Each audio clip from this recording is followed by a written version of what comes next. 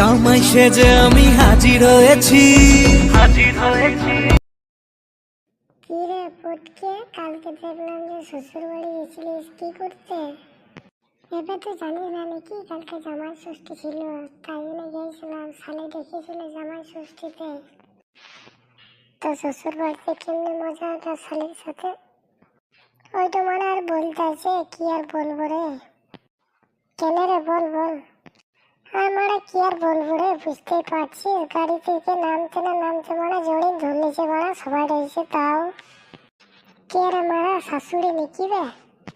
এর মারা তোকে লেলা চোদা বেটে নি, শাশুড়ি আবার জড়িয়ে ধরে নাকি? তাহলে কে ধরেছিল রে? আমি ভালো শাশুড়ি মনে হয়। এবার শালি শালি আদিকার ভালি তো জড়িয়ে ধরলে তো কি করলি?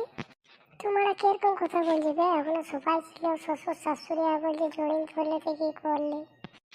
আমি তখন মনে মনে বললাম তারা রাত তো হোক, তারপর আমি দেখছি কি করতে হয়।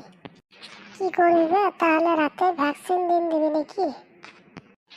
ভ্যাকসিন না ঠিকই ভরে দেবো, যাই হয় শালি তো।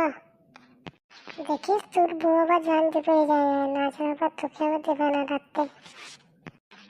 না বে, সেরকম তো রাখতে হবে। তুই পারিস না বলে কি আমিও পারবো না নাকি? এবার আমি পারি না কিসের জন্য বলতো, আমার তো অনেক ছোট। তুই তো ছোট তো আগে থেকে আছে, আমি তো জানি। এবার তুই কি ভাবলি বলতো? আমার মনটা অনেক ছোট বুঝলি, তাই জন্যই থাকে নাই। আর তুই যেহেতু ভাবলি ওইটাও ঠিক।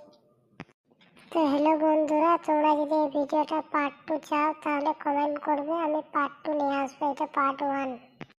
তো ঠিক আছে, পরে দেখা হবে। Tata bye bye. দুষ্টু ছেলে চ্যানেলটা সাবস্ক্রাইব করে দাও, একটা লাইক করে দাও।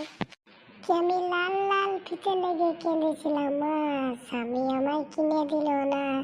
স্বামী আমার যেমন মাগো, স্বামী আমার যেমন মাগো, দেওয়ার ভালো না না না, কি স্বামী আমায় কিনে দিল না।